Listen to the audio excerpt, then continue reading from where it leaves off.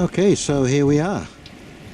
Spring melt is going on in a big way.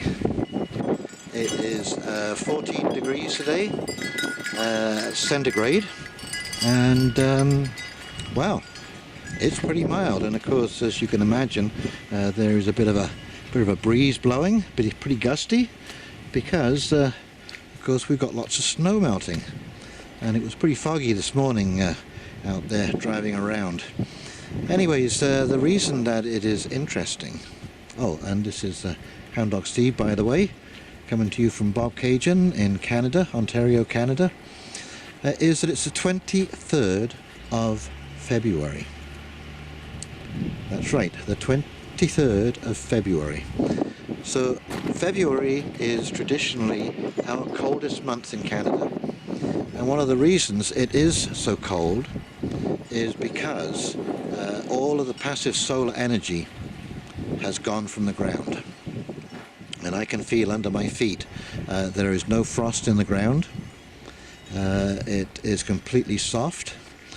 The water, this was all ice about 3 or 4 days ago.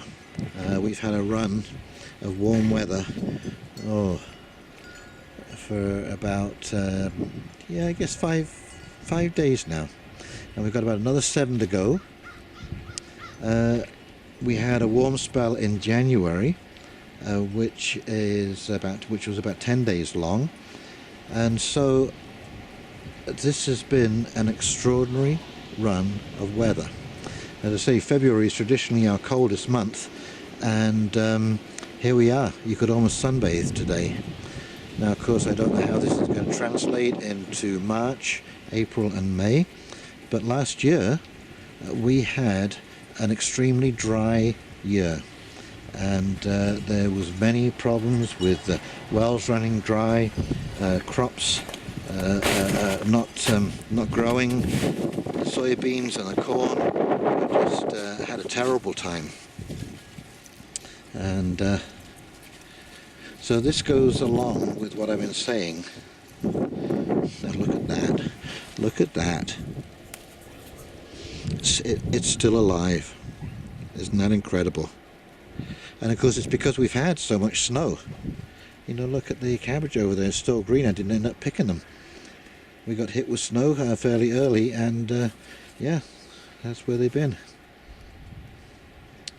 Now, there is all kinds of things going on.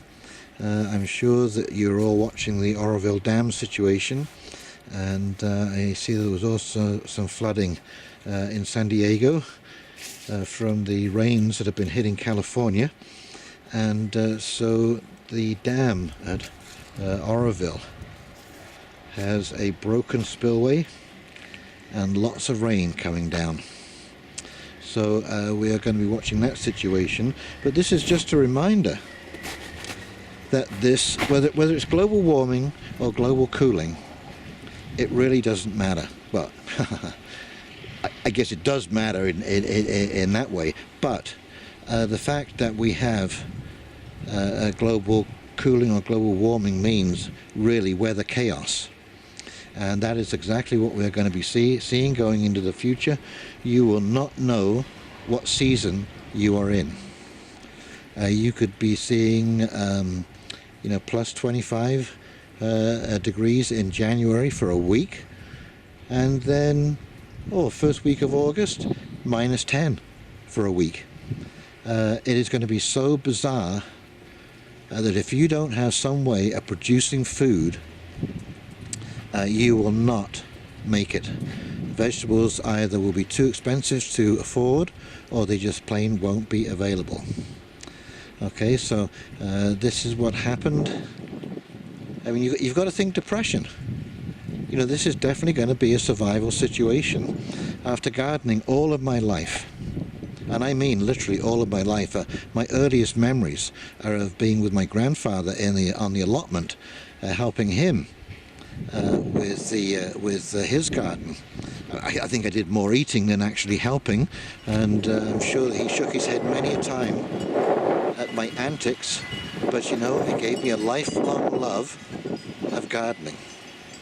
And so I just love getting my hands in that soil, and I think it's a skill that is going to pay off, because, you know, doing this, yes, it is as simple as putting a seed in the ground, but no, it's not as simple as putting a seed in the ground. There are many other things which I'm sure that I just do as second nature now, which were part of a long learning curve of mistakes made, and season after season watching outcomes. So this is not something that's learned overnight, but it will become a necessity. I think I did a video on the rationing of green vegetables in England, green leafy vegetables.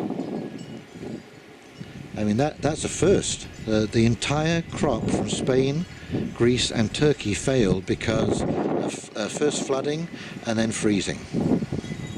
And they're talking about not having anything green on the shelves until April, till the next harvest comes in, the second wave, 90 days. So these are indications of things to come.